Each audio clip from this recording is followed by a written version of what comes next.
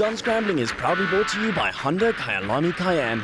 Looking for an off-road bike, old or new? Come and see us first. Honda Kyalami Cayenne. Live, ride, dream. In the early 1920s, trials riding was popular, with riders riding through muddy bogs, rocks and stream crossings. There were timed sections combined with observed sections. The competition was tough and the pride of manufacturers and riders alike were at stake.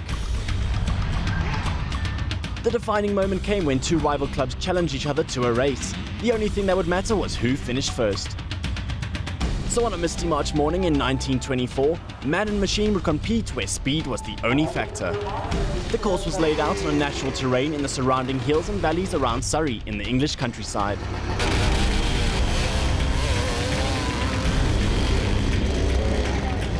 The newspaper headlines read, "A rare old scramble on Camberley Heath."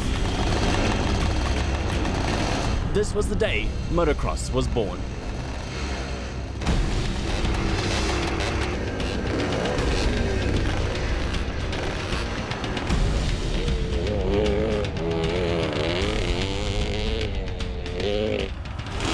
You may have heard of the term VMX. That means vintage motocross. It's a new form of sport, if you want to call it, that's come to the two-wheel scene here in South Africa. It's been going for many, many years overseas. It's where we take vintage dirt bikes, either motocross bikes or enduro bikes, and we restore them and we race them. So bikes from the early 60s, the 70s, the 80s, they get dragged out, they get restored to their former glory, and not just that, they get raced, and raced by all sorts of people. Hi, my name's Mike. This is my original motocross bike I bought in '73. It's a Java CZ, 382cc, 42 brake horsepower. 2 inches of travel on the back, 7 in the front.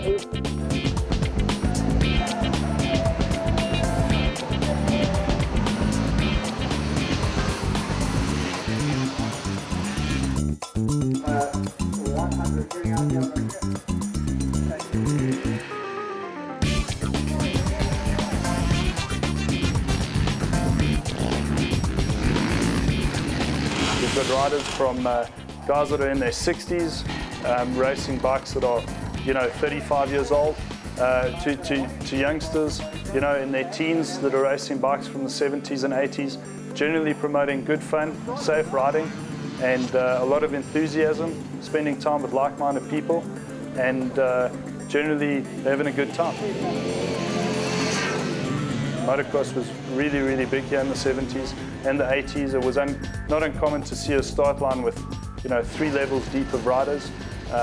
So we're really trying to bring that spirit back to motocross locally, and we're getting a huge response from people in terms of racing these old bikes and enjoying these old bikes. VMX started in this country. We've had a pocket of enthusiasts scattered all over the country for a number of years. Guys who took this on as a hobby, restoring old vintage motocross bikes, but it was never an organised, in terms of a legitimate form of sport, more of a hobby. Until in 2007, a gentleman by the name of Andrew Pike organised an event down in Clarence to go for a joyride, really. It is now time to get to the how and why of vintage motocross track design, but first we meet our GoPro rider who will show us around. I'm Gavin O'Dea, 38-ish. Modern day motocrosses these days have really been built around the extreme sports, built around the technology in the bikes, the rapid power, low down torque, and particularly the suspension.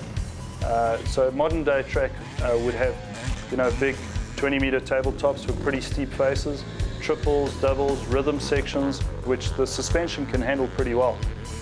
With the VMX, obviously the bikes weren't built for this in their days, and whereas today, in terms of the riders, the youngsters are built for this, and the guys that generally ride VMX are not built for that anymore.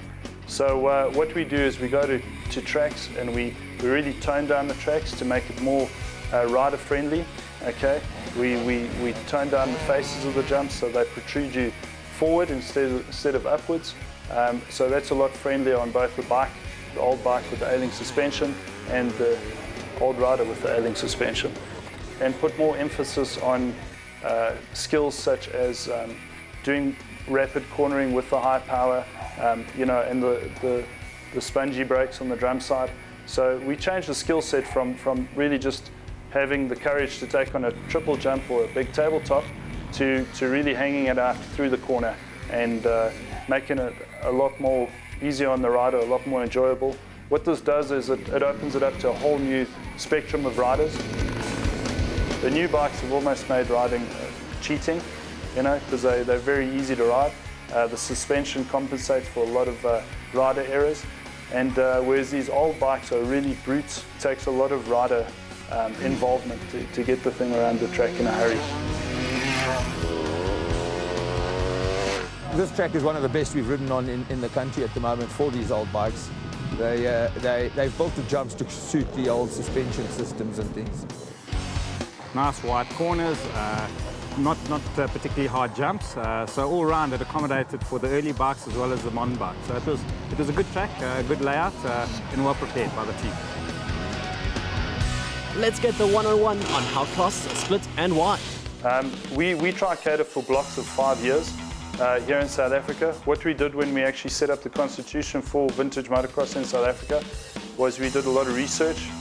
We looked at how they actually run it in Australia, which is probably the biggest market. And then we had to consider exactly, you know, what kind of bikes are available within the local sector. The first class is called the Classic Pre-1975. This class includes all bikes manufactured before 1975. The rear wheel travel was around 100mm, while the forks had around 180mm. Fork tubes had a diameter of 32 to 35mm. The next class is the Twin Shock Pre-80 class. This is for bikes manufactured between 1975 and 1979. The wheel travel increased to around 270 to 310mm. The 250's power was 35 brake horsepower at the end of the 70s. The Evolution Pre-85 class is for bikes manufactured between 1980 and 1984. The rear dual shock became a single mono shock system and got adjustable 43mm conventional forks. The engines became water-cooled and the typical 250cc engine had 43 brake horsepower. Finally, the GP Pre-90 is the class for bikes manufactured from 1985 up to 1989.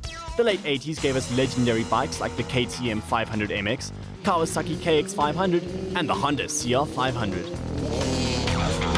As the sport grows, the classes will eventually be broken up into skill levels, allowing riders of similar ability to be on the track at the same time. After the break, we break down a rebuild, go racing, and later we find out what all goes into a butcher's picnic.